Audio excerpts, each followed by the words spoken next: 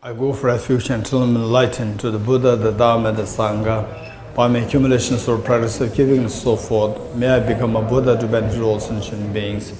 I go for refuge until I'm enlightened to the Buddha, the Dharma, the Sangha. By my accumulations or practice of giving and so forth, may I become a Buddha to benefit all sentient beings. I go for refuge until I'm enlightened to the Buddha, the Dharma, the Sangha. By my accumulations or practice of giving and so forth, may I become a Buddha to benefit all sentient beings. Sanje joda zoge chonam la chanju pardu dani gyapsu dage jinso gebe sonam ge dola pencere sanje rubare sho.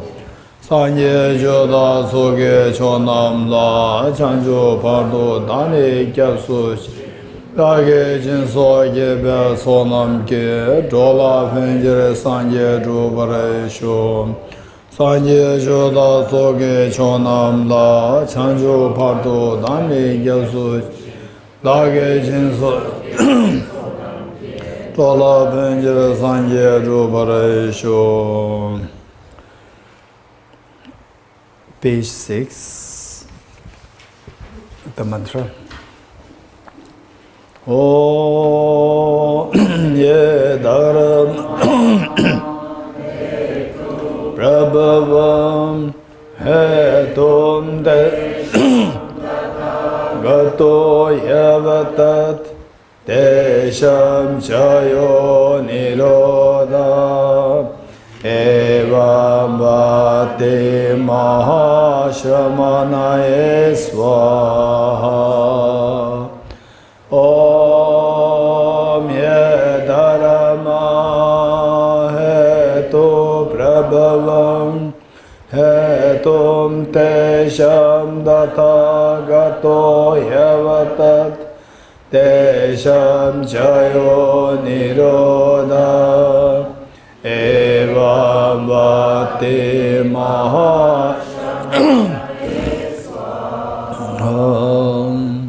Om yedarama hetu prabhavam hetum desham datagato yavatat desham chayo nirodha evam vate mahashramanaye swaha.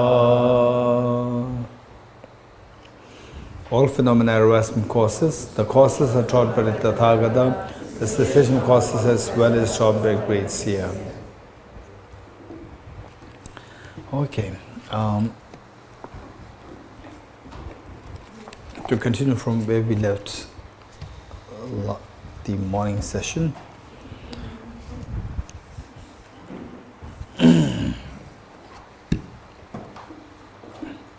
Well, we talked about the Buddha nature. On Buddha nature, technically speaking, there are two kinds of Buddha nature. One is natural Buddha nature, and the other one is the proliferating Buddha nature. Natural Buddha nature in Tibetan is Rangshin Nerik, and proliferating Buddha nature is Gyegyurik in Tibetan. Rangshin Nerik and Gyegyurik. Rangshin Nerik is natural Buddha nature, and Gyegyurik is proliferating Buddha nature.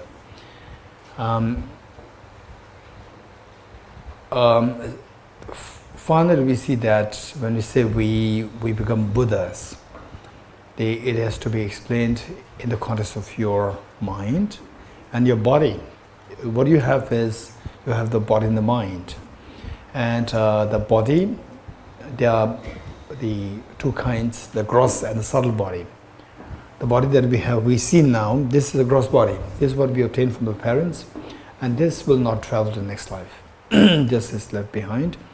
There's a subtle body known as the five senses, five physical senses. And this is something which require a more study as to how do we know that these five senses are there. These are not what you can physically see. Eye sense power, technically known as eye sense power, nose sense power, ear sense power, tongue sense power, the body sense power, these 5 senses, physical senses. These senses are physical in nature, but very subtle physical body, and these will travel from one life to the next. These will travel. But they don't really travel as a physical body from, we move from here, we go from here, the root institute to the main temple, physically. It's not like that. The physical, the 5 senses, closer towards your death, the term death, they go in the form of an imprint. An imprint with the mind, as the mind travels, the imprints also. Imprints of these physical senses also travel with the mind. So finally what travels is the mind. And alongside all the imprints, the good things, the bad things that we did in the past, they all travel with them. For example, like this container. Okay, let's say this container, the container, good things, bad things, you carry the container, all the what you put in the container comes along the container. Likewise, the mind is like the container, and it contains all the imprints, the good things, the bad things, the good thoughts, bad thoughts. All these are there in the form of the imprints, and these imprints can germinate. For example, like this, this is also a good thing for us to know, like the concept of the voucher. If you travel from, let's say, okay, let's say Gabor, you came from which country? Hungary. Okay, the Hungary, what is your currency known as? Huh? Foreign. Okay, let's say the Gabor has to come to India, and he cannot carry the huge amount of the foreign, the currency. So what he does is that he checks if there is somebody, a Turkish, Hungarian company in India. When he found that yes, then he talked to the Hungarian, the main headquarters in Hungary, to see if they can help him to transact his money from there to here.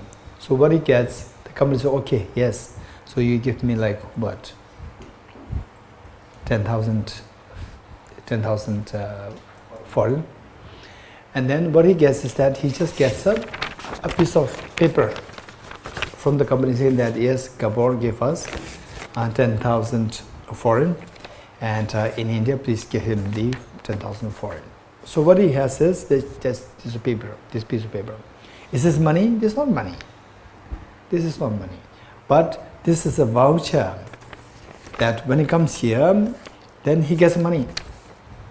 So likewise, imprints, what we discussed this morning, imprint of the anger per se is not the anger.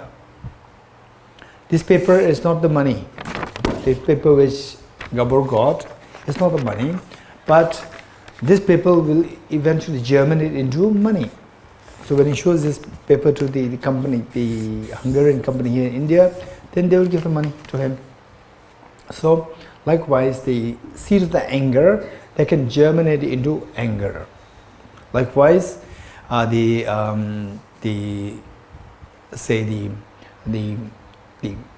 your mind, which travels from one life to the next.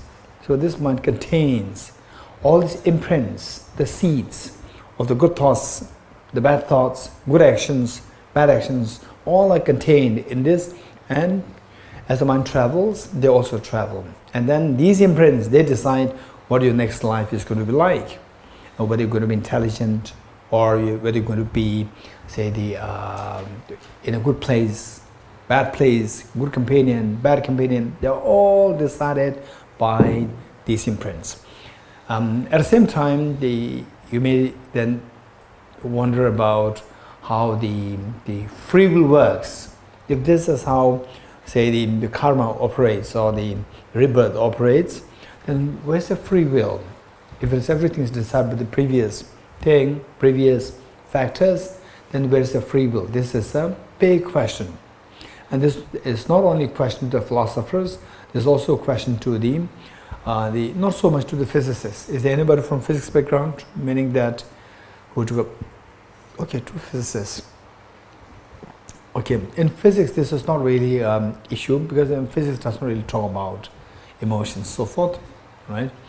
Whereas neuroscience, for them this is a huge problem about the free will. And then the philosophers, yes, psychologists, yes, this is a question which challenges all these disciplines. So the point is that what we're saying is that our mind travels from one life to the next, which carries imprints, and these imprints involve imprints of the mental, imprints of the five senses also. So five senses, and this is all carried to the next. And then the next life you have to take birth in a human form and so forth. And the imprints of the five senses, they instantly manifest in the form of the physical senses. They are no more in the form of imprints, they are already in the manifest physical sense, and this is how they operate. Okay, this is going to be a little technical, and I'm sure that those of us who are new to this will find a little technical. Don't worry.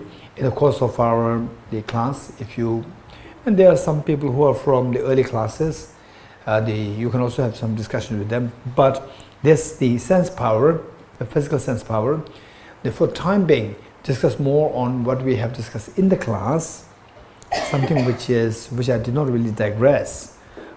These are more important things. And then when you do get time, and the reason why that we keep the retreat, not a silent retreat, is for the reason that silent is not that difficult, it's easy. To be very honest, to be very honest, is that easy. What is difficult is that to activate your brain, that is difficult. To activate the brain, that's difficult. Silence, everybody can observe it, right? Some people in the Twasam last retreat, and people have this badge. Please don't talk to me. I'm what? I'm in silence. Okay. And but they cannot resist they can resist. Okay. So they put this badge. It's up to you whether you put it or not put it. Up to you. If you don't put it, you can talk. If you put it, means that deliberately you prefer not to talk, and then you become so restless, and then go somewhere and talk, right? Some people, they do like this. Okay, so generally speaking, to remain silent is easy. So I don't, particularly for Bodhicitta retreats, I don't make it a silent retreat for the reason that that we have two things. One is to maintain silence. The number two is that to make your mind extremely sharp. Your mind should become very sharp. There are two things. And eventually we need both. And which is easier? To sharpen your mind requires so much of help from other people. For example, group discussions, classes, book reading, we require so much help. Whereas for silence, you can observe silence anytime you like. You're getting it? You can observe it anytime you like.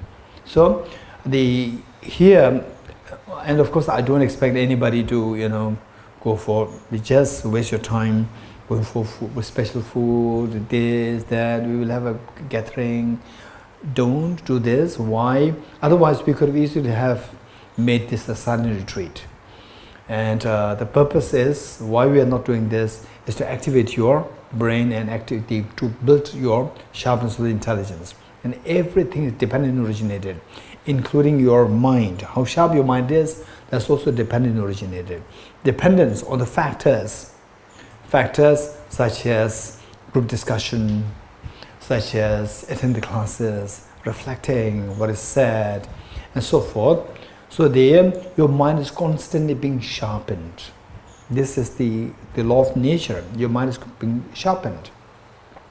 And for example, like say the two children of the same level of intelligence, and one get a very good opportunity to study in a good school and colleges, and the other did not get the opportunity, always after the cattles all the time. Then after 20 years, you see that when they meet again, you see one is extremely intelligent and sharp, and the other one is as dull as before. Not because that one is gifted as dull, one is gifted as very intelligent. It's because the second person got a great opportunity to sharpen the intelligence. And we see that even this brain, what we are doing here, like the state of emptiness, bodhicitta, and so forth, particularly the emptiness, and with the bodhicitta, very sophisticated way of thinking. If you get used to these things, then later in your life, when you become age 60, 70, 80, 90, the possibility of dementia is much less. Okay, by the way, how many of you don't want to have dementia during your old age? Raise hands. Are you sure? If you're sure, then go for emptiness. Go for this emptiness analysis. Before some look at my teachers. Look at His Holiness the Dalai Lama, right?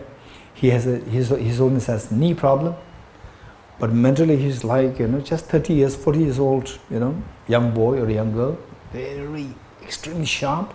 My teachers, he was already, the one is already, I think, 96, 97. Today you meet him and you just, bring your questions up, and before you actually are able to articulate your question, my teacher will tell you what you're thinking. Not because he's clairvoyant, it's because that he could see what exactly you are thinking. And the answers, all extremely, extremely sharp and fresh. So this is all because of these trainings. In other words, your neurons, the synaptic connections, they're being so well established, built, and because of which the memory is retained. Okay. So what I'm saying is that when you become a Buddha, what happens is that your Buddha nature guarantees that you become Buddha. But for this, we need the other factors, because even the Buddha nature to manifest in the form of Buddha, this is also dependent originated. So dependence on other factors, then we can activate this Buddha nature to become manifest in the form of Buddhas. Okay, so for that matter, we have the two bodhicittas. So one is the proliferating Buddha nature, and the other one is natural Buddha nature. So first let us study the proliferating Buddha nature. Eventually your mind, this mind is going to become Buddha. Of course, this body that we got from the parents, that we're going to discard at time of death. But this mind will travel, and this mind will become Buddha. And this mind, which is impure, now, at the present moment, which is impure, this impure mind, through cultivation, this mind will become purer, by shedding the afflictive obscurations and the cognitive obscurations. So this is when all the mental defilements are shed or removed. Then this mind manifests in the form of the omniscience. So this mind that we have will become the Buddha's mind. So the impure mind that we have is known as the proliferating Buddha nature. Why proliferating? Because this impure mind, which is so limited now, it will proliferate in its qualities. It will proliferate in its qualities to eventually become the Buddha's mind with the infinite good qualities. So this is known as the proliferating Buddha nature. The next part, what's the next one? Natural Buddha nature. Okay. What is natural Buddha? This little triangle. Second one is little triangle. The emptiness of the proliferating Buddha nature is known as the natural Buddha nature. Emptiness of the proliferating Buddha nature, emptiness of the proliferating Buddha nature is known as natural Buddha nature. You getting it? Okay. So what is this? This is, of course, without introducing what emptiness is, we can't expect to understand the emptiness of the proliferating Buddha nature. You getting it? But for time being, the things, the day 1, day 2, day 3, you might have learned things, just be able to reproduce what I said. Then afterwards, you need to gain conviction in what you've learned. Okay, For this, of course, we need to understand what emptiness is. So the metaphor given is that, metaphor, just for information, metaphor given is that when you become a Buddha, say, in the empty space, we spoke about the emptiness of the proliferating Buddha, the emptiness. In the empty space, then the clouds are formed. Yes? If there's no empty space, then the clouds cannot be formed. Empty sky. In the empty sky, the clouds are formed. With the clouds, the condensation happens. Water condensation happens. Then with that, the rain showers. With the rain showers, then the crops grow. You're getting it? The crops are the metaphors for the sentient beings. And the water, rain shower, metaphor for the active Buddha's activities, Buddha's beneficial activities. So the rain shower happens because of the cloud formation. Cloud formation is possible because of the emptiness, empty space, empty sky. So ultimately, the benefit for all these crops from the rain shower is because of the empty space. You're getting it? So we see that our mind has the quality of the emptiness. And this emptiness of this proliferating Buddha nature will become the Dharmakaya, which is the ultimate Buddhahood. From this Dharmakaya, the various manifestations happen. And what are the various manifestations? We will study, say, the manifestations of the Buddhas. How the Buddhas, they manifest Arya Manjushri, Arya Avalokiteshvara, Arya Tara, Arya Maitreya, and so forth. All these manifestations happen out of the, say, out of this empty space which is known as the Dharmakaya. Okay, so this we will study a little later. For time, what we said is that what? Buddha nature is of two kinds. Proliferating Buddha nature and natural Buddha nature. What is proliferating Buddha nature? The impure mind that each one of us has, this impure mind is the proliferating Buddha. Why is it known as a proliferating Buddha nature? It's Buddha nature. It is not a Buddha. It's not Buddha yet because it is impure. Buddha is pure. So it is Buddha nature. So why is it known as proliferating Buddha nature? Proliferating. Because, anyone? Why this impure mind that you have now is the proliferating Buddha nature? Why? Joanna? It has the potential to become Buddha. So why the word proliferate? Proliferate means grow, multiply, you know. In Tibetan, geba. Geba means multiply, expand, multiply, grow. So so why this word proliferating? Why this word proliferate is used here? Anyone? Yes. Because the pure form of Buddha nature is growing. Okay, from this impure, the mind, it grows into qualities, and eventually the qualities grow to the infinity. That is the Buddha's mind. Let me say this again. Proliferating, the impure mind that we have is known as the proliferating Buddha nature, because this impure mind will grow in its qualities, proliferate in its qualities, will proliferate its qualities to the, eventually to the infinity.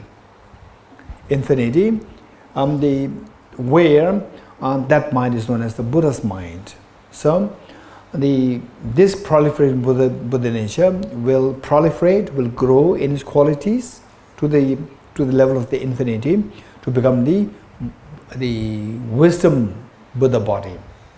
Wisdom Buddha body. Wisdom Buddha body. Okay. And then what is the natural Buddha nature? Natural Buddha nature? Emptiness of the proliferating Buddha nature is known as the natural Buddha nature. For time being, remember that these two are two bodhicittas. By the time they say, if you if you want to know really in great detail, just make sure that, okay, this I did not understand, I want to know more. Mark them with a question mark, that before we leave before we go for the closing ceremony of this program, we make sure that these questions are all asked. Yes. Just one question. You said crops are sentient beings.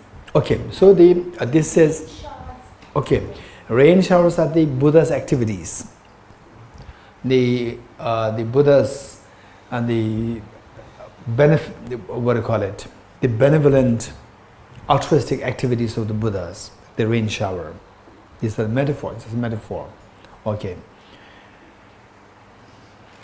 Okay. So these are the two Buddha natures, proliferating Buddha nature and the natural Buddha nature. Now, how to make these two Buddha natures manifest? Manifest. So you have to, by removing the mental defilements, right? From the example that we gave of the dirty water, where you separate the what? We separate what? For the dirty water, what did we say? We separate what? Raise hands. Okay, Nicola. Separate the impurities from the pure H2O. Separate the impurities. Separate the impurities from the pure H2O. Okay, I use some the technical terms. I use some technical terms. Anyone? Okay, quickly browse through your notes to see if something is noted there. Parag, you remember? Reverse osmosis is the what? The purification process. Anyone else? The Yambela. Separate the adventitious nature of the adventitious nature and the true nature of the mind. You're getting it? All the mental defilements, they are the adventitious nature. Adventitious. ADVENTITIOUS. Adventitious nature. In Tibetan, Lupruva. Lupruva Tima. Tima Lupruva. Tima Lupruva. So to separate the adventitious nature of the mind from the true nature of the mind. What is the true nature of the mind? Absolute purity. So you remove the adventitious nature of the mind, then the true nature manifests naturally. For example, you remove the dirt, purity of the water manifests. You don't have to bring the purity from anywhere else. Just remove the dirt. The purity is already there. So it was in the, dormant state. So when the dirts are removed, then what is in the dormant state, purity in the dormant state becomes manifest. Likewise, from the mind, remove the mental dirt, then the purity inside manifests. The purity at the moment remains in the form of dormant state. So this will manifest. Okay. And if you get some conviction in this, you will never feel demoralized. You will become, you will always remain optimistic and by being kind, This is also another very quick point that we're going to discuss here, because tomorrow we're going to do the main temple there, and to make the most of our being there, I need to introduce to you a little bit about what is the infinite happiness. We see that this is amazing. This is what I personally would say that discovered the last few years of my life. Not meaning that today is the last day, right? Okay, last few years, I discovered that if you have compassion, number one. Number two, if you're optimistic, compassionate, optimistic, these two combined together, you see many possibilities. Even somebody who seems to be so hopeless person, intelligence-wise, or no degree of compassion, or no degree of skills, even that person can be changed. And also that very difficult situation, even the difficult situation, with compassion, by being optimistic, even this difficult situation in in the process of cruising through the difficult situations, you can you can change the course of the difficult situation to a situation of full of light. This is amazing. So for this we require skills. We need to cultivate the skills. Even the skills are dependent on origination. By being compassionate and being optimistic, and of course you need role models. By being compassionate, optimistic, seeing good role model combined together, we see that you acquired a tremendous skill to keep yourself calm, peaceful, and meanwhile to help others to the maximum you can. Okay, so before we go any further, I'd like to talk about a little bit about the fearlessness and infinite happiness, so that tomorrow, particularly those of us who are more new to this, it makes some sense for you tomorrow when we are there. And then on Friday, when we go for the what do you call it? Pilgrimage to Rajgir and to Nalanda. So there, you all will be set then. A little bit about bodhicitta, about emptiness. You all have some idea of this, and then you will see that it's very different going there. Otherwise, there are so many people going there for pilgrimages. It's so good, but then if you say finally what benefit did you get, how much you feel, it's all determined by the value associated with these. So why these two places are so important? Rajgir, because of where the Buddha taught all this wisdom. So what is the wisdom? Without understanding what the wisdom is, and then going there, you will not see the reason there, or you don't feel that kind of connection. And then why Nalanda? In Nalanda again, this was like the place where all these brilliant thoughts were developed. For example, original thought by the Buddha himself, and then later commented upon by the great Nalanda masters. All these very sophisticated, they systematized the interpretation and the debates. All these things developed in Nalanda. So when you know what these kind of debates are, what kind of the same thing like the wisdom, how this is explained by the different philosophy schools, when you go there, then you see that this is something very special place. Okay, otherwise it's just a ruin, it's just a ruin. Okay, so with this saying that the fearlessness, what is the infinite happiness? I'm quickly go through this. Let's say that the fears that we go through, it is like, I'm just giving the metaphor, and later on you have to understand it. This is like the fear that we go through in the dream, in sleep, in the dream, with the nightmare. You have a nightmare, and there's a tremendous fear. There's a tremendous fear due to nightmare. So when we'll say that in the dream, within the just one stretch of dream, say you dream something very pleasant, coming to Bodh Gaya, and it so happened that, let's say that it's all in a dream, that it so coincided that it's your birthday, and everybody celebrates your birthday, you are so happy, and your birthday celebration happens right next to the Mahabodhi temple there, right next to where the Buddha became enlightened. You were so ecstatic, so happy. And then you come back, and then say that on the road, accident happens, and it's so traumatizing. You think, now I'm dead, right?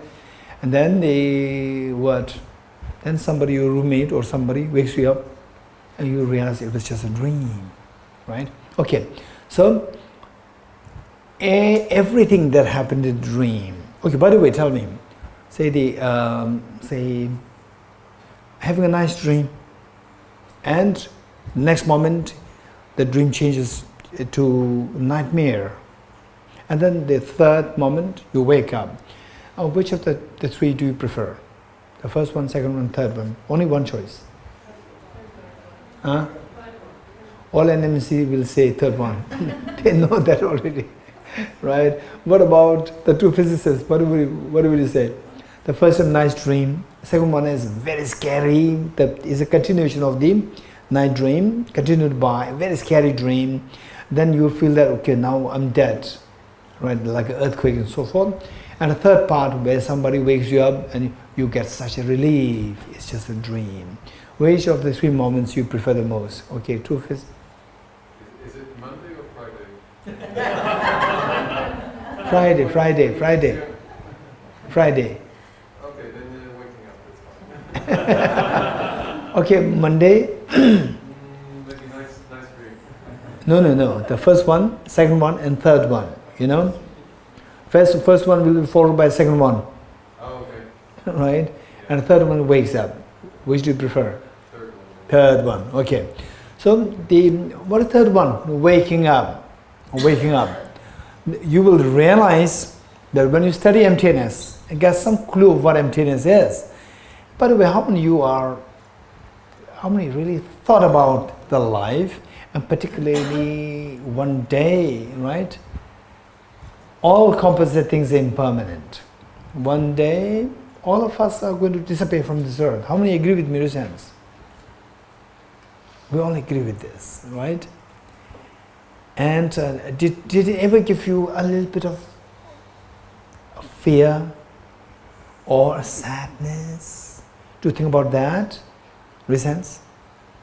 When you think about that, or that thought hits you by whatever reason, whatever triggers, it hits you, one day I will disappear, right?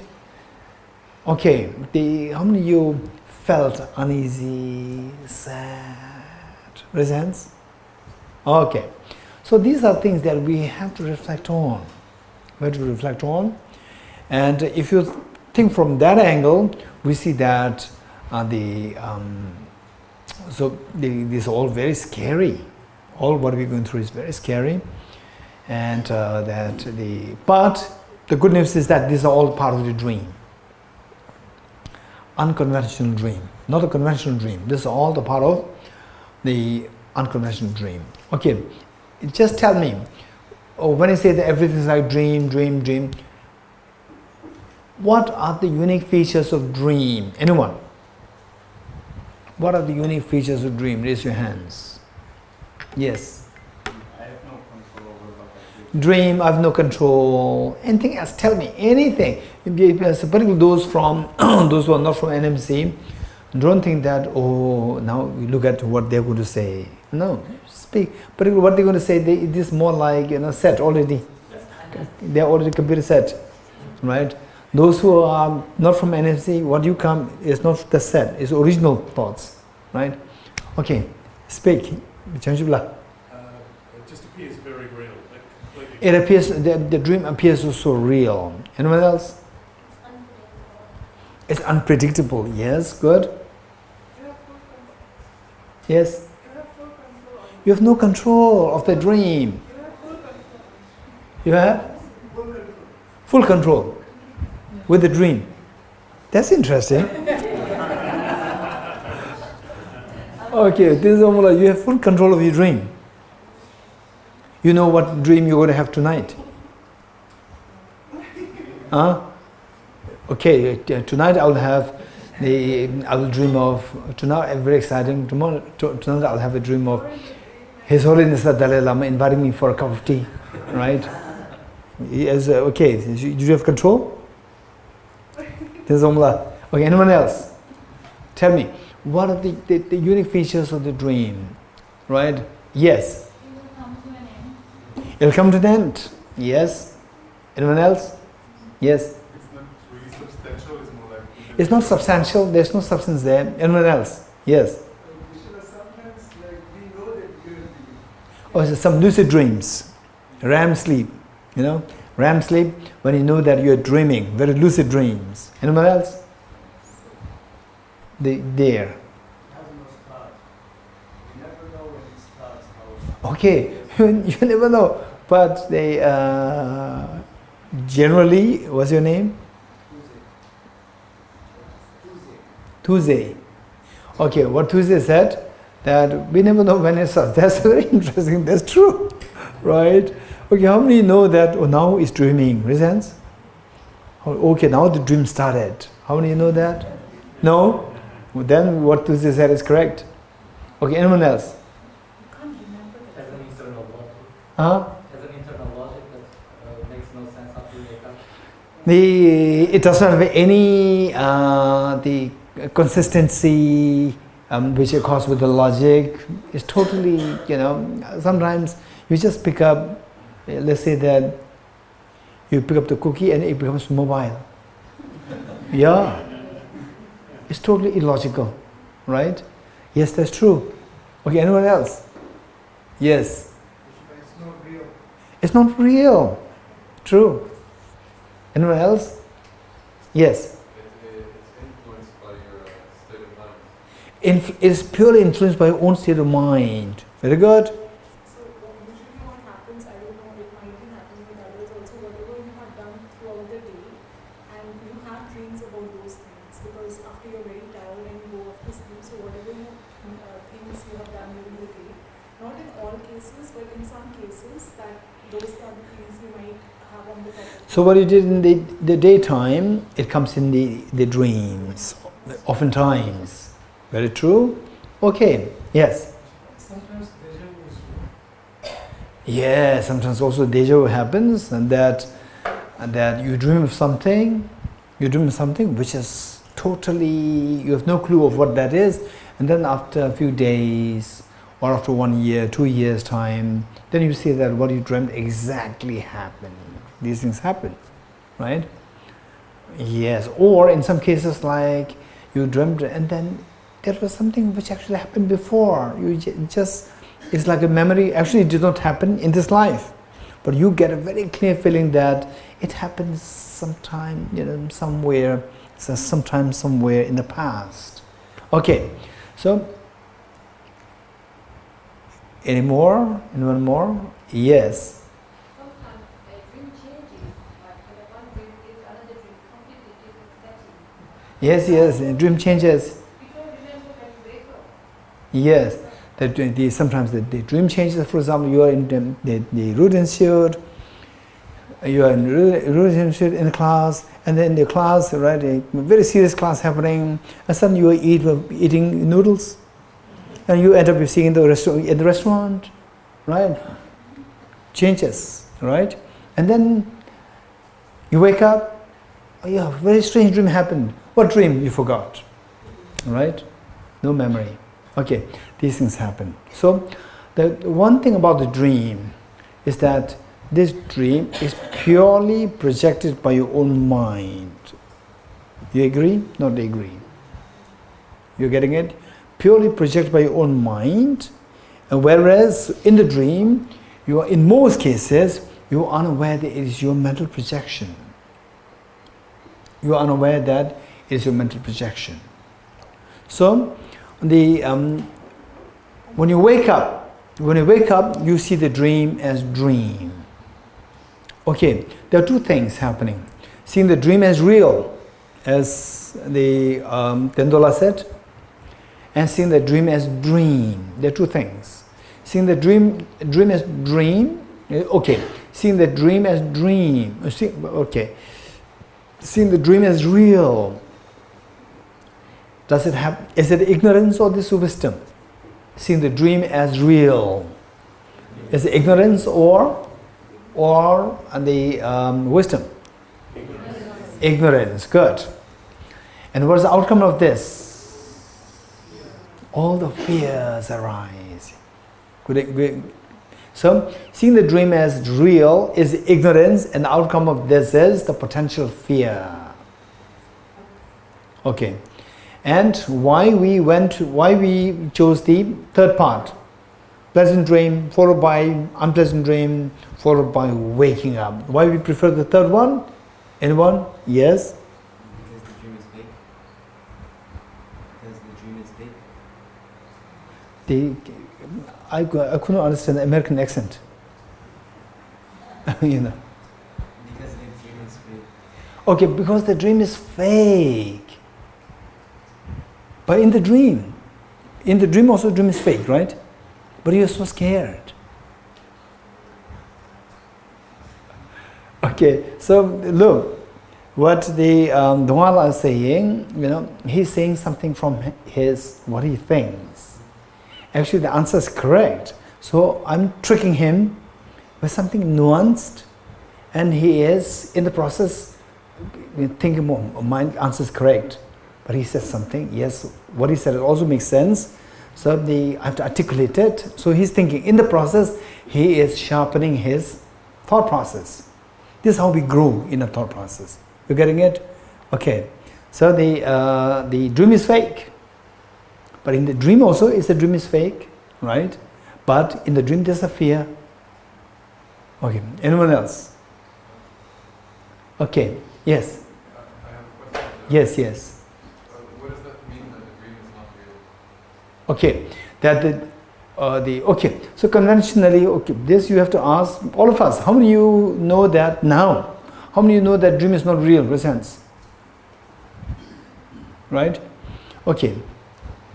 So there, what do you mean by dream is not real? Anybody? Raise hands. Yes, Nicola. It's not that the dream doesn't exist, but the content of the dream, we think it's reality, but it's just creating our own mind. For example, the dream person is seen as a real person. It's not a real person. This is the meaning. Let's say that I have a dream and something horrible happens to my mother in the dream. So I suffer, I see my mother suffering, and then I wake up. My mother is alive and well. So I'm fine because the being that I was seeing in the dream is not a real being, but simply an image that I projected. Is that what you're saying? Okay, I couldn't follow what you say. In the dream, you dreamt of your mother suffering. Yeah. You also suffer. Your mother is suffering, and you wake up. You realize that your mother is okay. Yeah. So what? So it's fine because nothing really happened to anybody else. So? Right. So nobody experienced. Let's say my mother had cancer in the dream. No one had cancer. Right? So what happened? So? But here, if we say that this is a dream. Okay. Yeah. So for the time being, I'm just taking you, like, what is that? Say, the small babies when they first started to walk, and then you help. You are helping the child with a walker. No, that's for people like us. Not small babies. Don't give a walker to small baby. Okay, what do you do? Huh? In Tibet we call it cha-cha. In Tibet we call it cha-cha, chi-chi. Right? Okay, so what I'm saying is that I'm taking you step by step. You're getting it? So for the time being, just listen.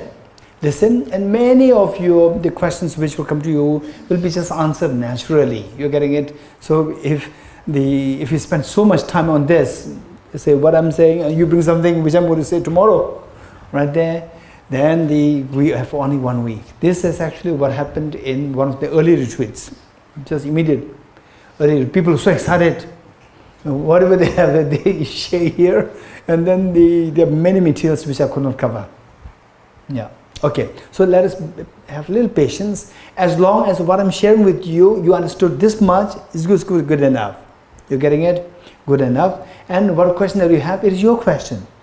Keep it with you, and I guarantee you that 99% is going to be resolved over the next 2 days. You're getting it? Be patient. Okay.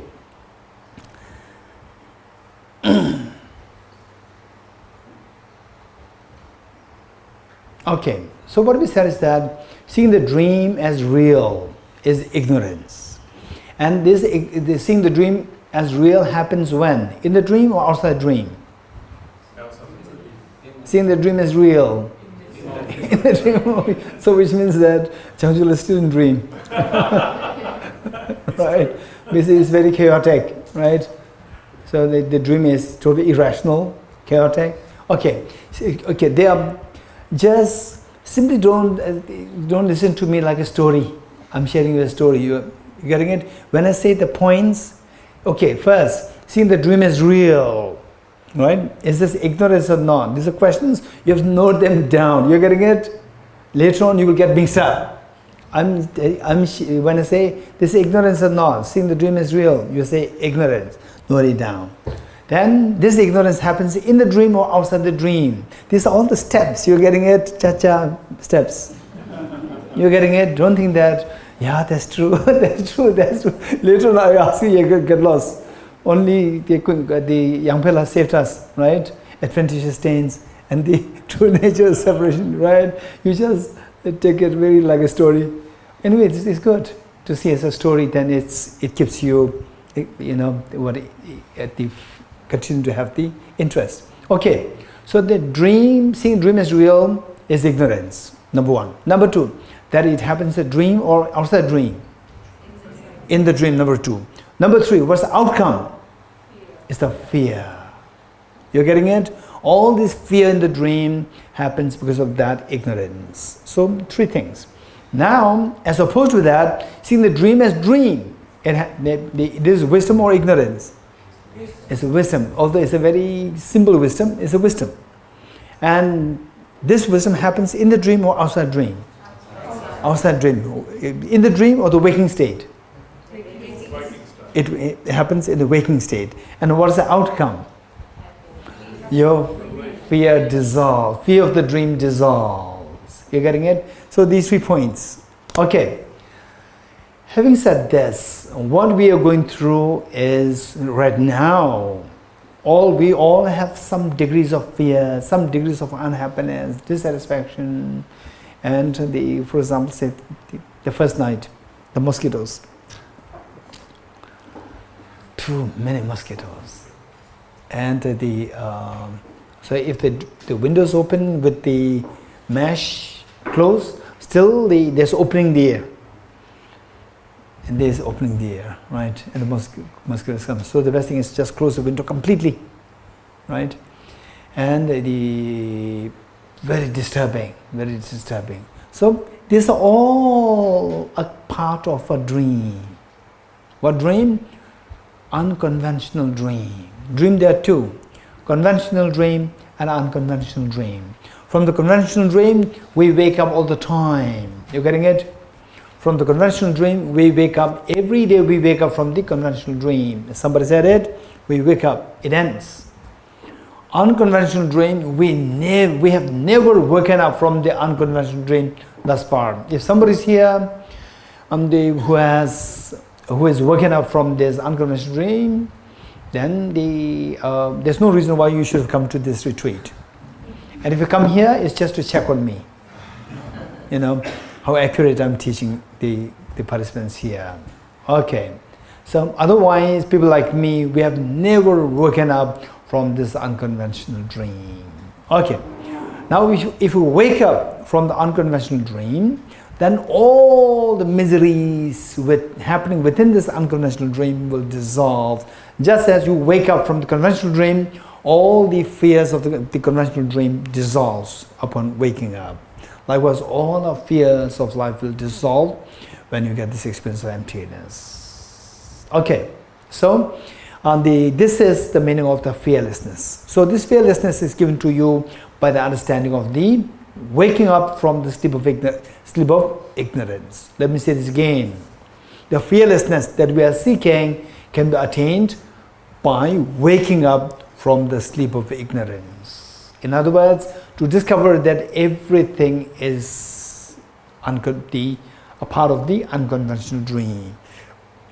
When you realize this, then all your fears of that unconventional dream dissolve. Okay. So that is a part on the. So now tell me how to get away from all the fears of life. What should we have to do from what I have said thus far? Say, just tell me. Somebody tell me. Say, to get rid of all our miseries of life, stress, tension, fear of the COVID-19 and so forth. How to get away from all these fears of life?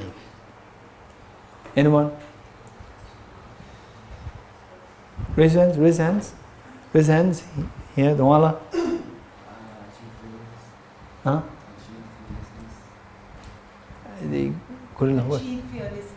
Oh, achieve fearless. How to achieve this fearlessness? How? Yes, Tajidullah? Through removing self-grasping ignorance. This is like 10 to 15 years of studies.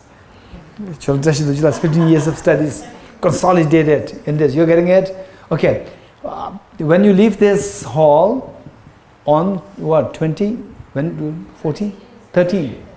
On 13, we must be able to say that finally, to get rid of all the fears, get rid of the self-grasping ignorance. What Geshe Dorji Damdul said, this is the conclusion. You're getting 13 day. Okay, we should be able to say this. If you cannot say this, don't leave to Root Institute. Right? What is the deal? Hey, what's the deal?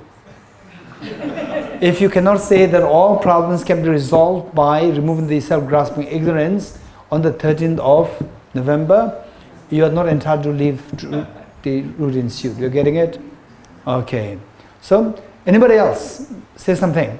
How to get away from all these fears of life? You have to exert and investigate. Investigate on how the climate works, how fear functions, then what is fear? Why am I feeling fear? okay. One fear because of maybe somebody's going to cut my breakfast, right? Somebody's going to cut my breakfast. There's a fear. Okay. In other words, what I'm saying is what is your name? What Tuesday said is precise. I want him to make it extremely clear. You're getting this? Why I am, as they coming up with more questions.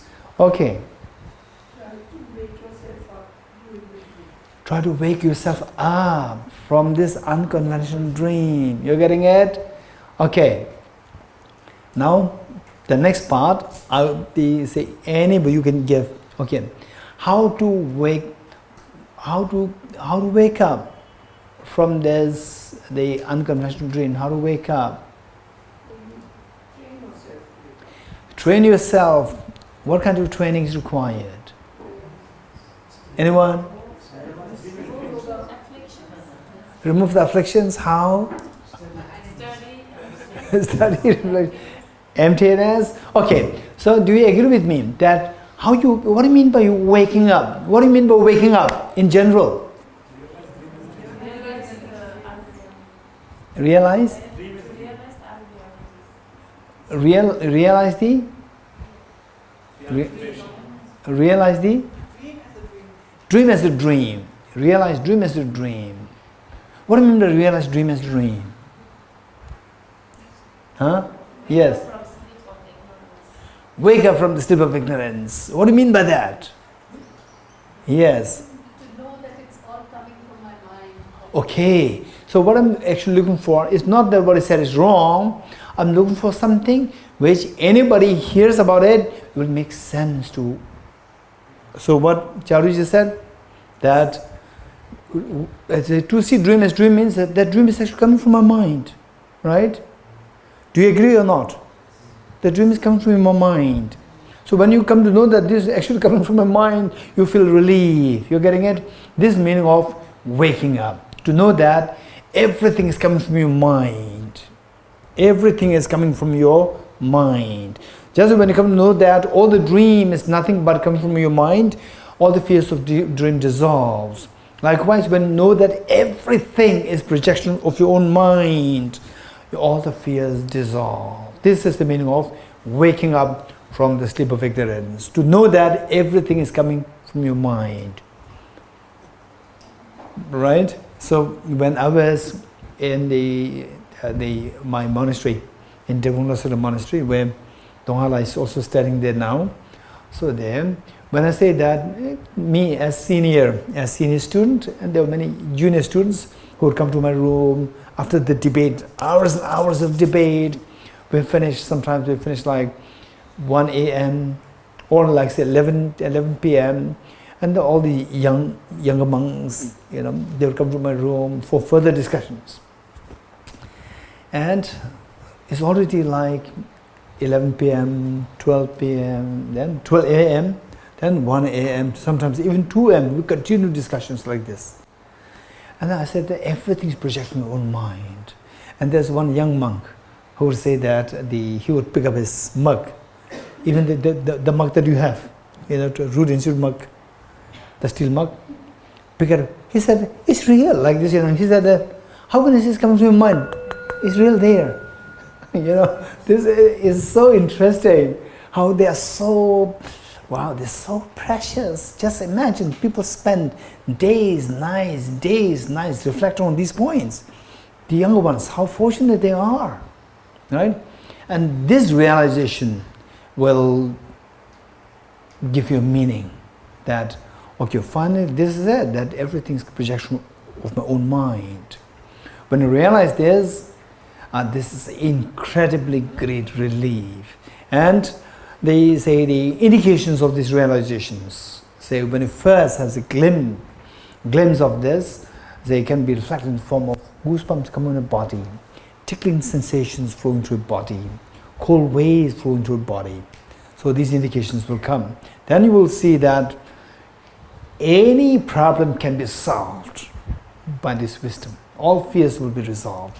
So this is known as the fearlessness. Okay, the next part. What's the next part? What happened? Everybody's in the ecstasy. Ecstasy of the fearlessness. Infinite happiness. Infinite happiness. Okay. So why I'm rushing through both sides now is to prepare for tomorrow's morning session. Okay, infinite happiness.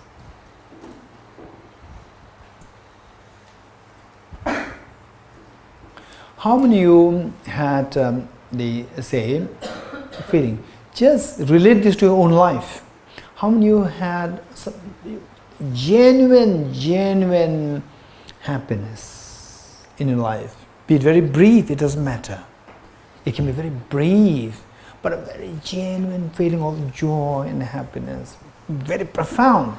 In some cases, it's like a magically profound things happen, but for some people it might not be that magical, but it's so beautiful moment. Anyone, how many of you had that experience? At least, say one time. Maybe very brief. Okay, raise hands. Raise hands. Okay. Those who do not have such moments, raise hands. Such moment of joy. Those who do not have such moments of joy at all. What about those people who do not raise their hands in both cases? I'm a little confused. What is that? I must have, I'm not too sure. Right? Okay. So is there anybody who likes to share with us such a joy? What that moment was like? Anybody? Raise hands. Yes. When I met my mother after a year. Meeting the mother after 1 year. Yes, this is a very beautiful moment. Yes.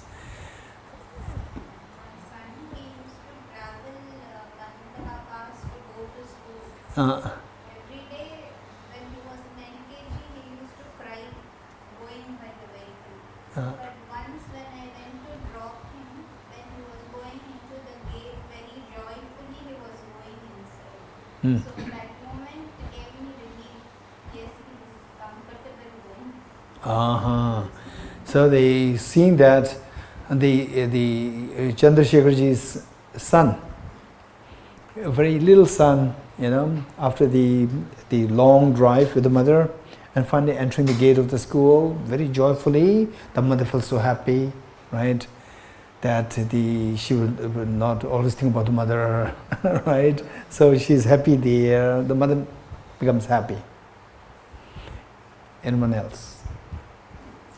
Yes. First time boarding my newborn babies. Dongala? No, Kandela. Okay. So the first time of holding the newborn. Hey, don't forget it. Don't forget it, right? Okay. Okay. Anyone else? Okay. Now,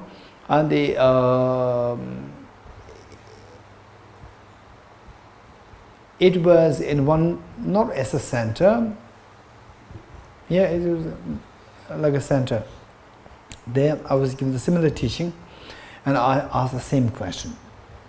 And I think about like 8 people gave the answers, and all of 8, they shared their experience, this beautiful moment related to their own children. One gentleman from England, what he said was that, and when he was saying this, he was literally, he became so emotional. And he said that when I held the hand of the day 1 old daughter of his, when he first held the hand of the 1 day old daughter of his, that made him so happy. This is what he said. And when he was saying that, he was literally almost like in tears, this joy that he was feeling. Okay, who is that little 1 day old girl? And who is that 1 day old boy? Tell me. Tell me. Who is that boy? Who is that girl? Let's not forget it. Each one of us, we are the ones. You're getting it? We are the ones. Each one of us. Each one of us, we are that small boy and the small girl, right? Who your parents felt so, they celebrated in the mind to celebrate that your existence on this earth. And we are unaware of that. If you reflect on this, you'll feel that I'm so fortunate to have such wonderful parents. You know, this is how we have to remember the kindness of one's parents. So in other words, so this magic of the beautiful moment came to you. What is that factor that created this beautiful moment? Anyone? What is the factor which created this beautiful moment within you? For example, say, like what Chola said, and what Nubala said, you know, meeting the mother after 1 year, very beautiful moment. Pudila? It's the unconditional love. Okay. How many of you agree with this? Raise hands. Where there's this unconditional love that you feel to somebody else, right? Then this magic, you could feel this magic. This is a total transformation in your mind, where otherwise you go to any place, you should be cautious. Cautious means that you are creating a wall between you and the other. You agree with me? Right? When you go outside, you see a stranger, particularly here, right? So this morning and now it's slightly different, because you already had the group discussion, so you know each other, and then the barrier will gradually disappear, right? The more the number of days, more the barrier, this wall will disappear. So this is why this wall is created. There's no physical wall, there's a mental wall. How this wall is created?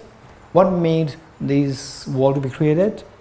Because of the distrust, no love and affection. When you don't feel that, then the wall is created. Automatically you create the wall to protect yourself. So whereas when you feel the unconditional love, this wall is gone. You're getting it? The wall is gone. It's so beautiful. It's so beautiful. In fact, the first moment, one moment that I felt was of this magical feeling was when the aeroplane, when I landed in Singapore. When I landed in Singapore, I think it was the first time or the second time, perhaps the second time. Second time I landed in Singapore, that was the moment the aeroplane landed. So they say, my mind, there's a tremendous feeling of extremely pure joy in the air. It's really like a magical experience. And you know why? It's because of, again, it's the same thing, feeling of affection, love, and so forth. Because there are people there in Singapore who, you know, who we have a very close friendship, very pure at heart, and more than a number of people with a pure heart, say you could feel this magic more. This is something which I've experienced very profoundly. Okay. So from this, what we learn is that this joy and the happiness is related to the feeling of affection. You're getting it? This is what we're learning here. So from this infinite happiness, if you can say to feel this love and affection towards 10 people, then your joy will multiply by 10. And if you could feel this love and affection towards the infinite people, infinite beings, then the joy will be multiplied by infinity. You getting it? So this is known as the infinite happiness, where your love and affection becomes so unconditional that it flows to all the beings. Okay, then what is going to be the next question? So we concluded that if our mind can flow unconditionally with love to the infinite beings, then you will experience the infinite happiness. So what would be your next question? Huh? Okay, two things. Whether or not we can cultivate such unconditional love towards the infinite beings, whether or not it's possible. If the answer is yes, how? The two questions. You're getting it? So this is how we have to say this systematically learn, and all your thoughts, all your belief systems are grounded on rationality. So we need to know how to put the right questions. One is that whether or not such an infinite, whether or not there's such unconditional love towards the infinite beings is possible. Question number one. Question number two. If yes, then the next is how. If no, full stop, finished. If yes, then how.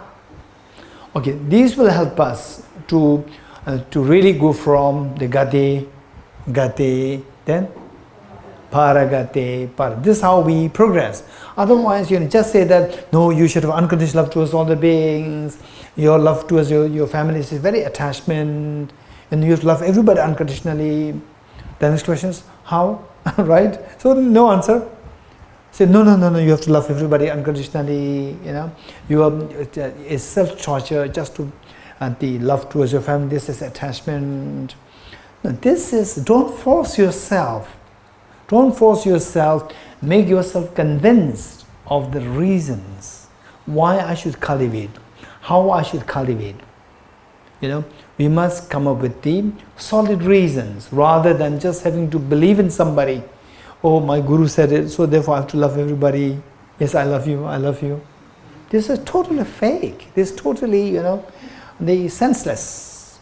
So whatever you do, you must do with joy, and joy comes out of conviction. When you have the conviction, then you become fearless, because you know that this is reality. No matter what other people say, this is reality. That finally I want the maximum happiness, and this maximum happiness, infinite happiness, happens only if I can cultivate the infinite love and affection towards infinite beings. So how? For these two things, whether or not it is achievable. Next is, if yes, how? Okay, so again, this is one of the major subjects we're going to pick up, how to extend unconditional love towards the infinite beings, towards all the beings, how we can cultivate it. You're getting it? So whether or not it's achievable, the answer is yes, it's achievable. And how? So these are going to be the things, the major highlights of this, and to see that everything's coming from your mind. These are the two major things we're going to learn in this course. Okay. So so here from today, in this session, what we learned is that even though whether I'm fully convinced, not convinced, it doesn't matter, but it makes some sense that to get rid of all the fears, you have to know that everything is coming from your mind. How many you got some sense out of this? May not be 100%, it doesn't matter. Some sense, raise hands. It makes sense. Okay, good. And then to feel this infinite love, if there's a possibility for the infinite happiness, is only through the infinite love and affection towards all the beings. Whether it's possible, not possible, these are all the questions. But if there is the infinite happiness, it's possible only with the infinite compassion. This makes sense to how many raise hands? It makes some sense. Good. So next question is whether or not it's achievable, and then if yes, how? These are things that we're going to deal with in this the retreat. Okay, so now this is primarily for tomorrow's session. You're getting it? Because this is what the Buddha did. Buddha, get rid of all these fears of life. He was meditating on emptiness under the Bodhi tree there. You're getting it? So with this, we have to know what I mean by meditating emptiness. From the object, there's nothing there. It's all coming from your mind. From the object, it's all empty. So what you see, they are all just coming from your mind. This was what the Buddha was meditating under the Bodhi tree when he attained enlightenment, number one. Then number two, that the culmination of this, what culminates out of this is that his compassion, he experienced the infinite happiness. Infinite happiness. How? Through infinite love and affection towards all the beings.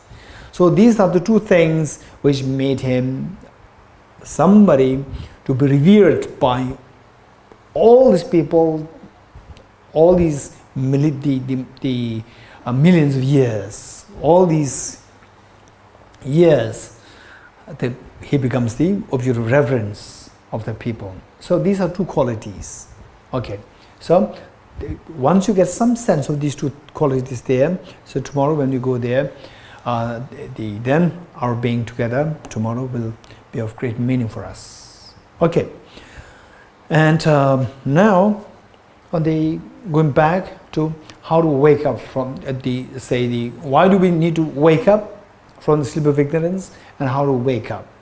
Okay, for this we need to learn what is known as the 4 seals of the Buddha's teachings.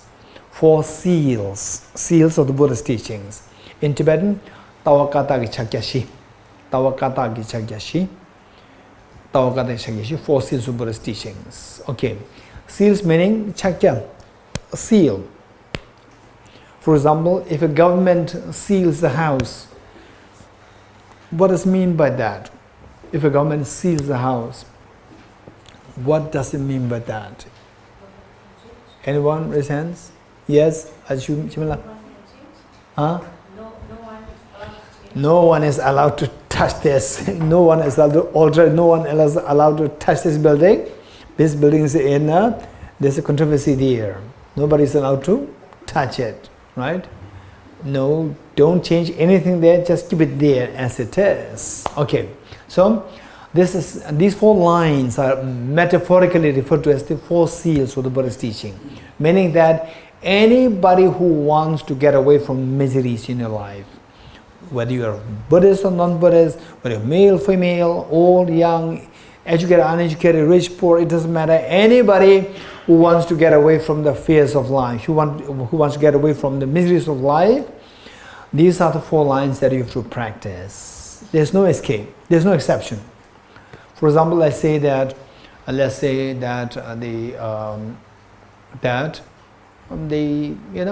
Buddha advised people to do this, to not do this, and so forth.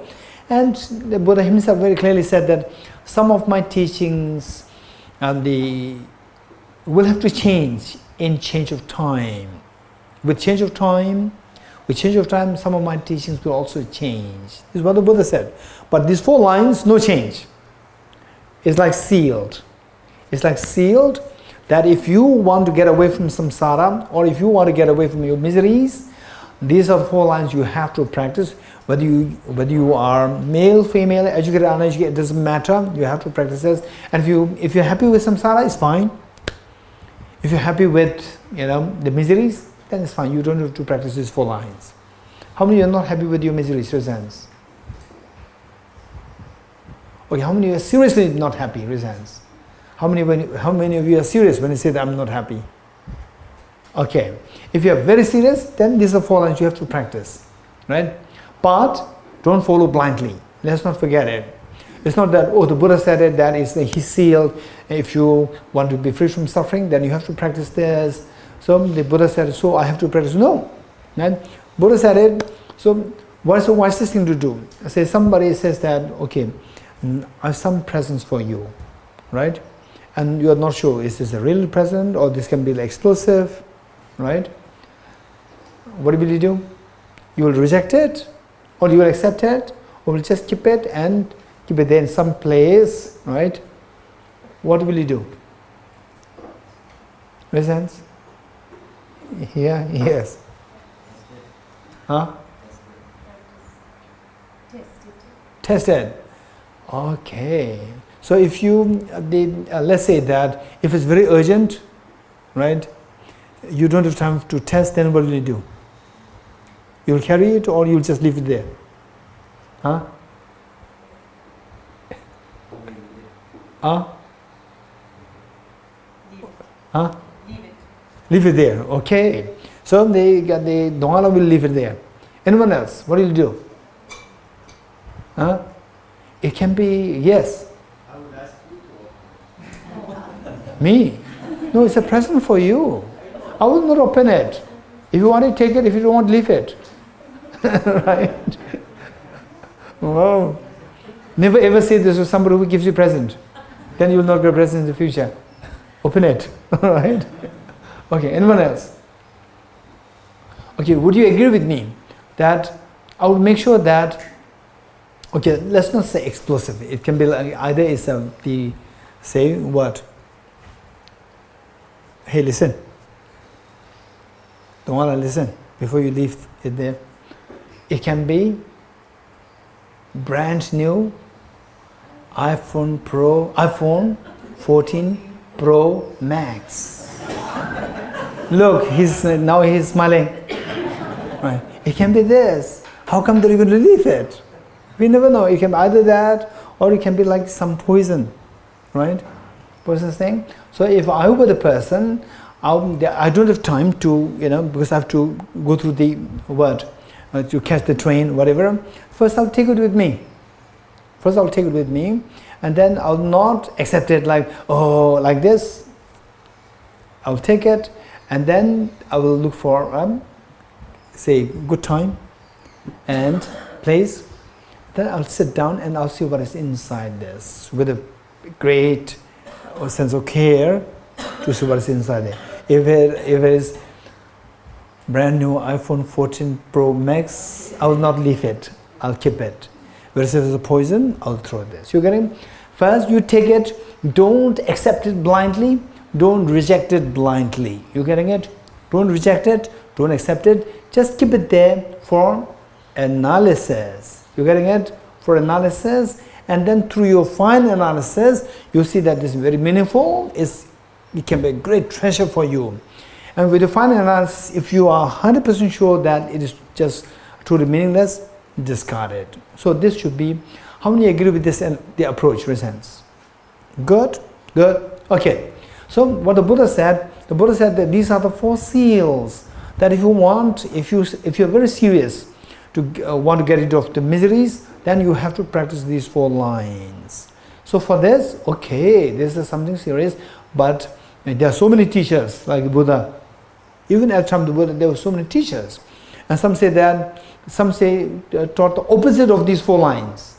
Say that these are the path to lead you to nirvana.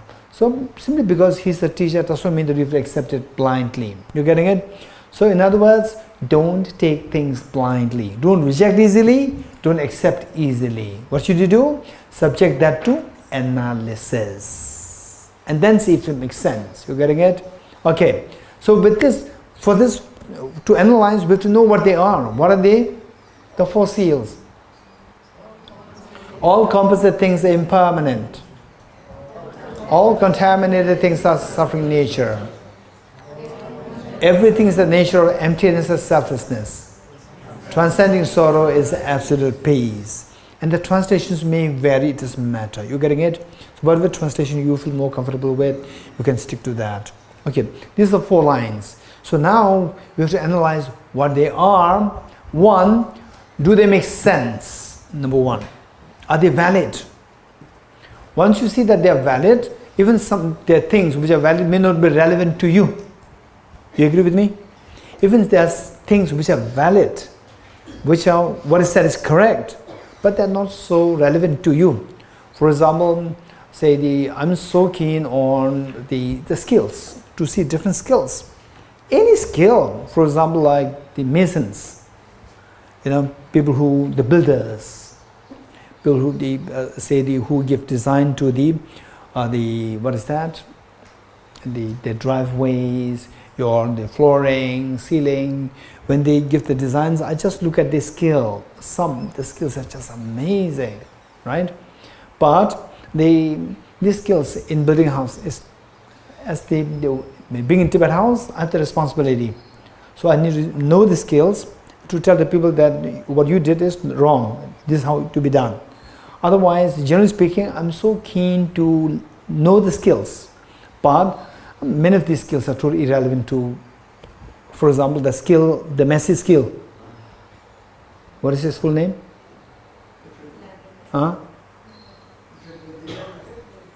Messi. Okay, it doesn't matter, right? The skill, Messi's football skill. The skill, I'm really fascinated. But if somebody tells me that I'll teach you this skill, I'll say thank you. I don't need it. You're getting it? I admire this, but it's totally irrelevant to me. So what I'm saying that there are many skills which are really skills, but they are irrelevant to you. And even these four lines, they can be so true.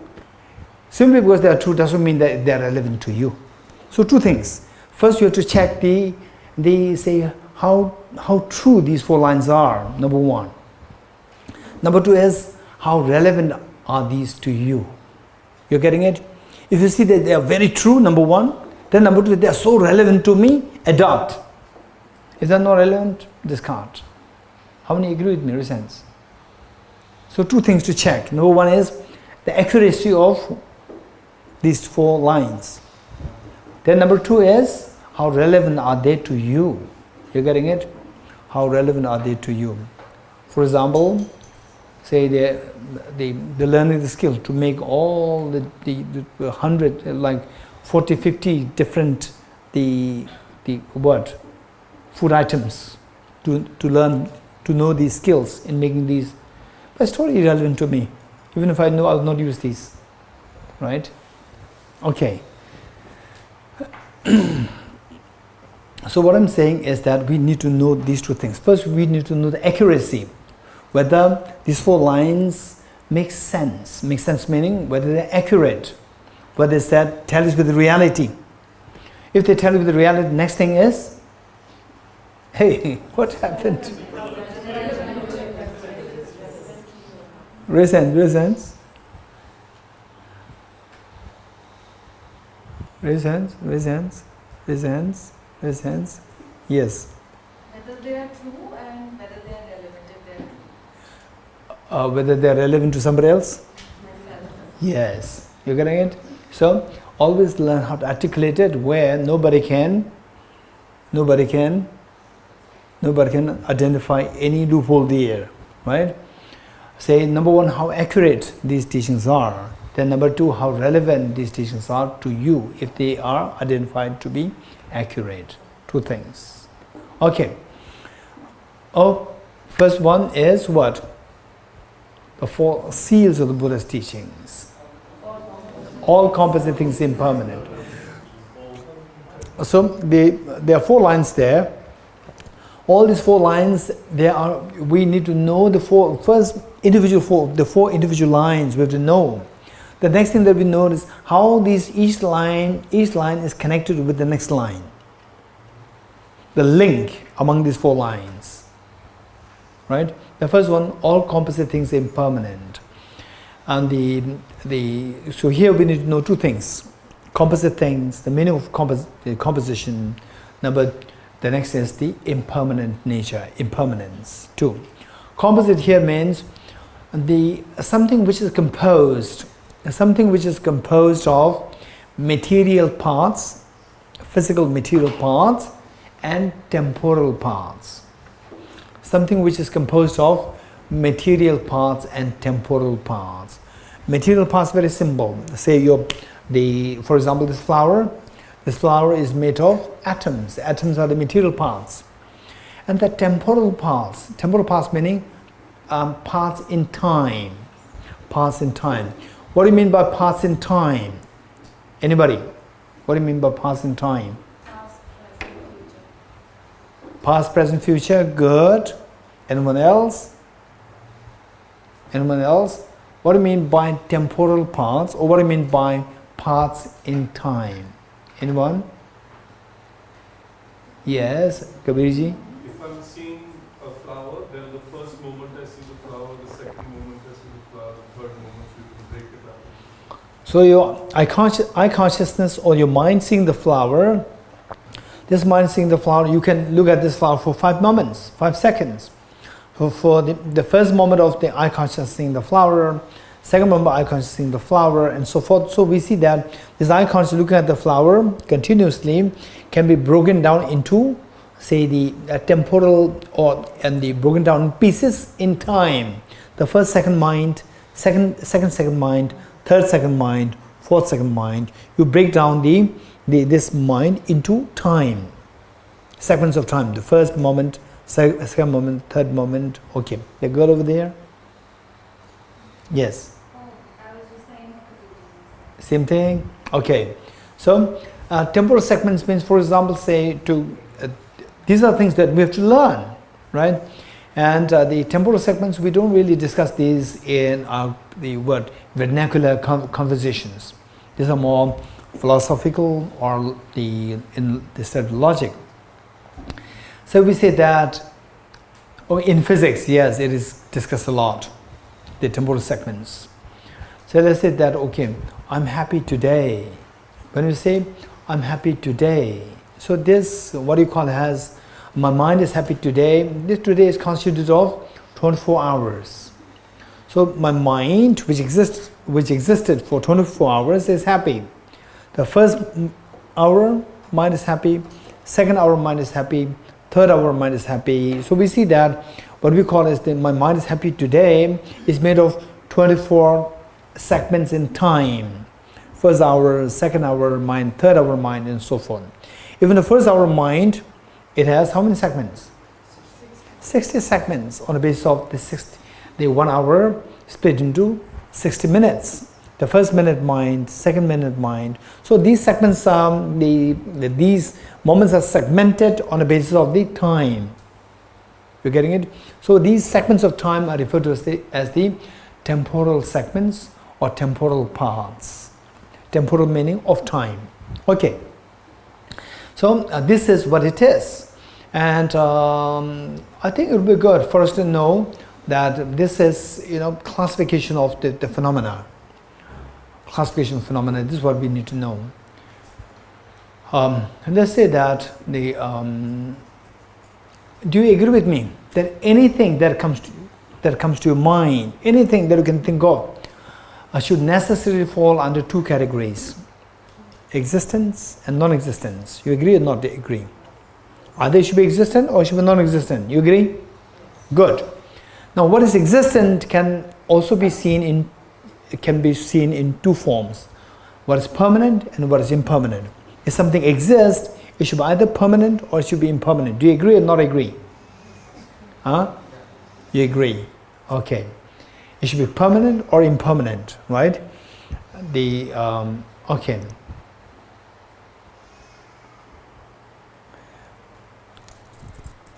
How many things are there in my hand?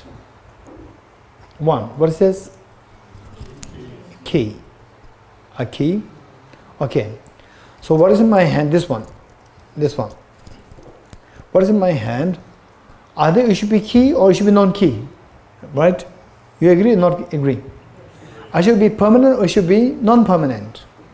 Right? So likewise, anything that exists should be either permanent or impermanent. So this mindset to tease apart things into the divisions, this mindset is extremely important. We have to build up these skills. So what exists can be divided into what is permanent and what is impermanent. What is impermanent can further be classified into 3. What is impermanent can be further classified into 3. Physical form. What is form? What is mind? And what is the impermanent phenomena other than these 2? You're getting it? Let me say this again. Impermanent phenomena can be classified into 3. Form is what? Mind. And impermanent phenomena other than the first 2. Okay, so there's a technical term to this, to the third. It's known as non-associated compositional factors. In Tibetan, is known as Denmin Duje. Denmin Duje. Non-associated compositional factors. So you have to learn these technical terms. Denmin Duje. Okay. Form is Sukh. Then the mind is Shepa in Tibetan. And Denmin Duje, non-associated compositional factors. These three things are there. Okay. Now when we say composite phenomena means the composite phenomena and impermanent phenomena, these two are synonymous. Composite phenomena and impermanent phenomena, these two are synonymous. When you speak about composite phenomena, just think of these three things: form, mind, and non-associated composite factors. Okay, just give me any example of what is impermanent. Can you give me some examples? Very quick, to save time. Pen. Pen. Pen falls under which of the three categories? Tell me. Form, mind, or non-associated composite factors? Form. Okay. Anyone else? Give an example of what is impermanent. Mind. Mind falls under which category? Mind. Mind falls under mind. Very good. Anyone else? Person. Oh, look. This young boy. He's putting us in problem. So person, is it impermanent? Impermanent. It's impermanent. We're changing every day, right? So I remember when I was 7 years old, my hands used to be very cute, right? Now they're more cute, changing, right? Okay, so the person's changing. It's impermanent. So where does it go? Person, is the person physical form? Huh? No? You don't have physical form? Yes. You have physical form. Are you physical form? No. Huh? No, you're not. But do you have your hands? Yes. Are you hands? No. Okay. So like once you have physical form, you are not physical form. You getting it? Are you mind? No. Why not mind? Why you are not mind? Anyone? Changing all the time. Reasons? It changes all the time. Mind also changes. You also change. But Why you as a person is not a mind? Yes, Mala. Sometimes like we differentiate like boys and males. Okay, male and female, this gender, the distinction is made. If the self is the pure mind does not have a gender. And gender is possible on the basis of the physical body. So you are not mind because you describe yourself as a male, non-male, female, non-female. But your mind does not have a gender. So gender, because of this, you are not the mind. If you are a mind, you should not have a gender. But you have a gender. You getting it? Okay. So, which means the person is not the mind also. So what is person then? Is it impermanent then? And anything which is impermanent should necessarily be one of these three things. Right? So it should be non-associated. It should be the third one, which is non-associated composite factor. In other words, you may be wondering, what is non-associated composite factor? Why is it non-associated? Okay, this is going. Tell me. Why the third one is known as non-associated composite factor? DJ. No, what's the meaning? Non-associated compositional factor. Then DJ, what's the meaning? So why is it then min? Then min, what is meaning? No. What is then? Huh? So look, this boy, how he was studying in the monastery. Just right. Okay. So these are the questions you have to think of when you ask the seniors. Okay. Non-associated composite factors. Non-associated. Non-associated meaning that it's not associated as a physical form, it's not associated as a mind, yet it is a compositional factor. So, non-associated. Non-associated here is what? In the context of non-associated with the first two things. Non-associated as a physical form, non-associated as a mind, Yet it is a compositional factor which is composed of parts, temporal parts or material parts. You getting it? Non-associative composite factor. In other words, any impermanent phenomenon that we can think of which is not a physical form, which is not a mind, should necessarily fall under the non-associative composite factor. Okay. Can you think of any impermanent phenomenon which is not physical form nor the mind? Nicola? Time. Okay. Time. Yes, time is impermanent, and given that time is not a physical form, is not a mind, it should be in the category of the non-associative composite factors. Okay, good. Any more examples? Space. In the weather, Ajahn is saying space. Is it non-associative composite factor or not? Is it impermanent or not?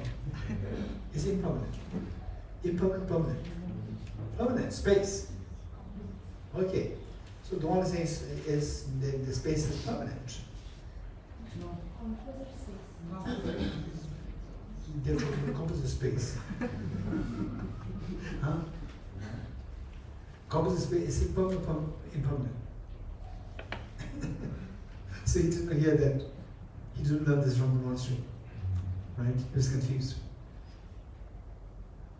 Okay. So the composite space. Composite space. Okay, what is composite space? Anyone? So composite space means there must be a non-composite space, right? No matter what you learn is non-composite space or what?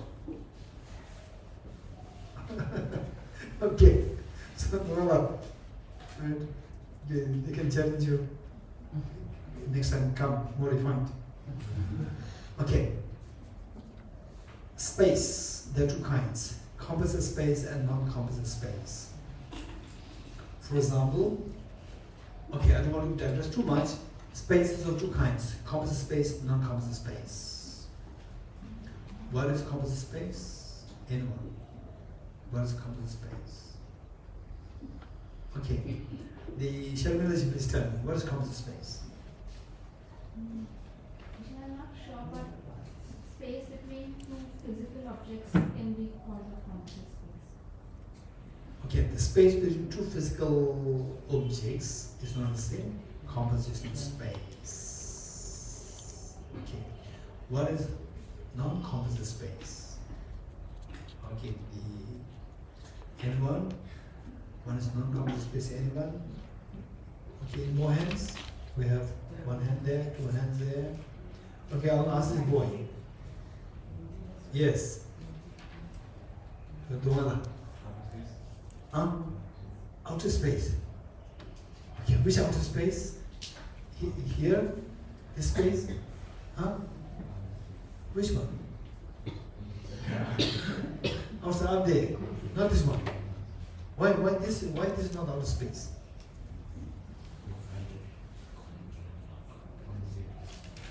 Why this space is not non-composite space? Why only you have to go out? No, what you identify as out, again you can build up the space station there. Again becomes internal, not outer. Right? Okay, so it's a complicated point. Anybody else who likes to have the answer? We have Nicola there, there's Omula there. Anyone else? Okay, Nicola. The absence of obstruction between two things. Which one? I need two things, like for example between you and me there is no there's absence of obstruction. This space is the uncomposed space. So the space that you see between us, is that the one? Is that the non-composite space? The absence of obstruction between No, this space that we see, is that the non-composite space? Oh? That's composite. Okay, shall we test this now? Absence of pen. Absence of pen is not composite, is a space? No. Non-composite phenomena, right? They're talking about non-composite space. Okay, shall we see? Paruji. Geshe, I think it's the isolate of non-obstruction which is permanent. Wow.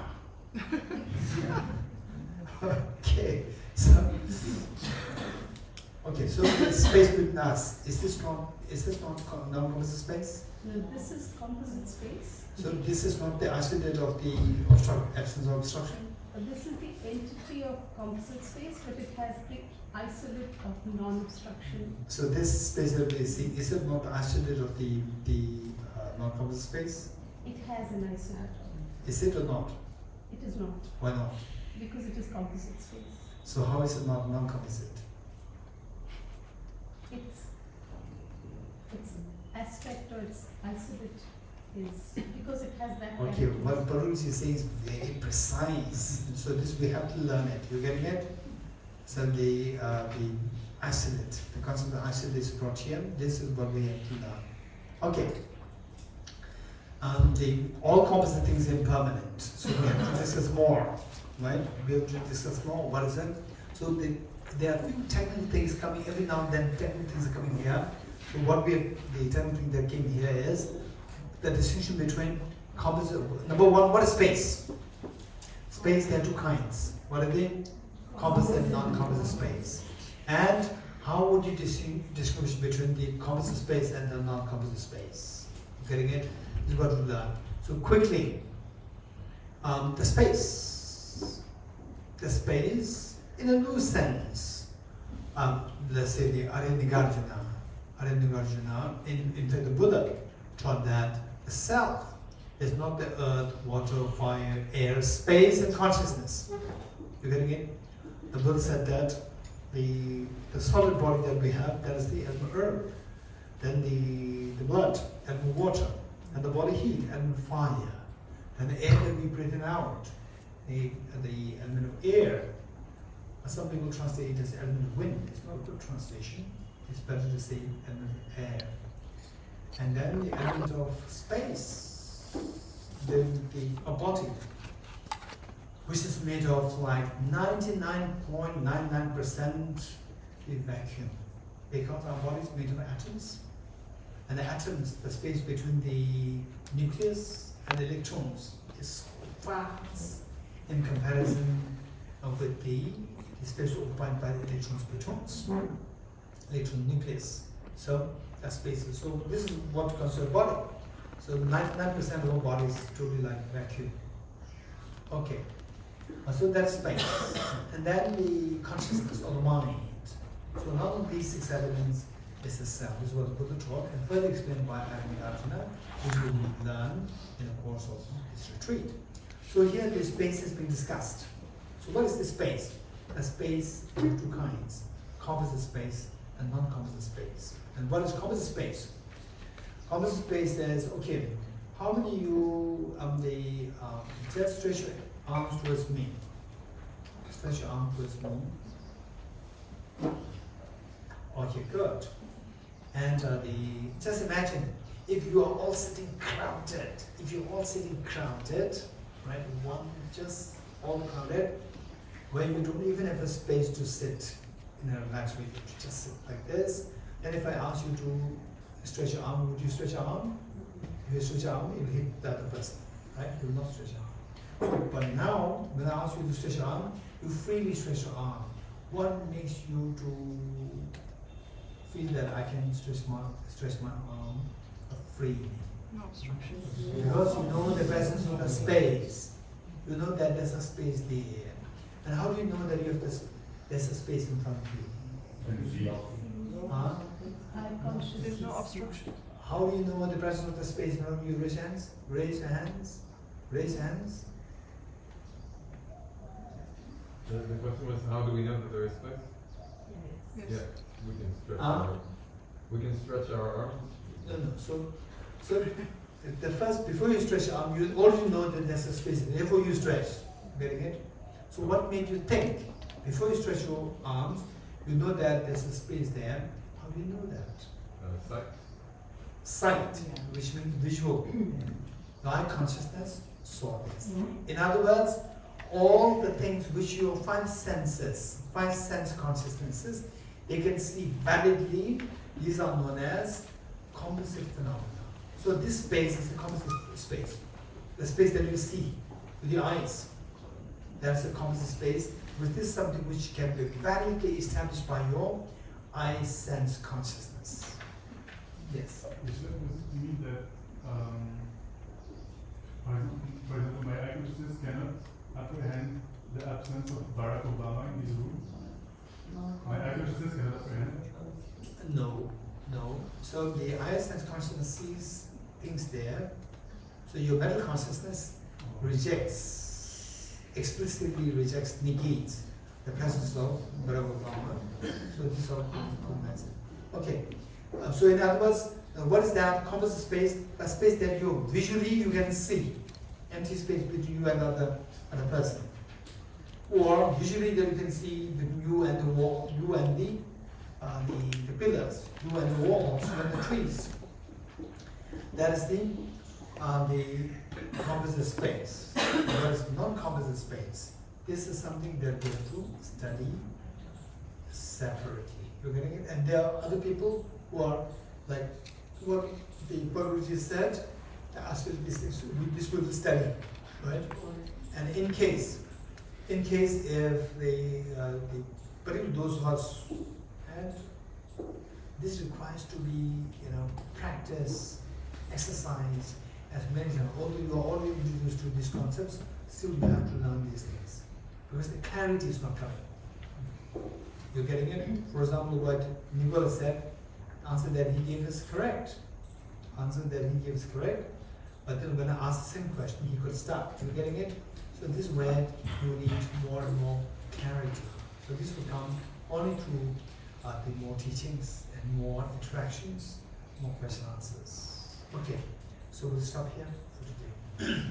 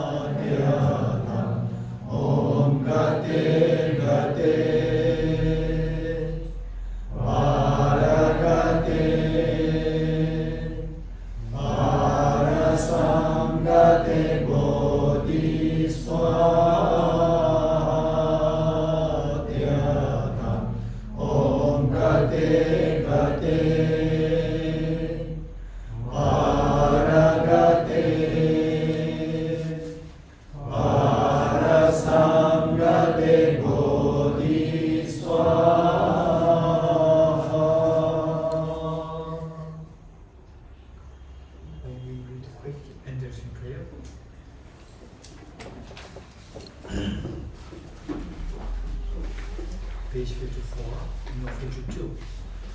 Page 52.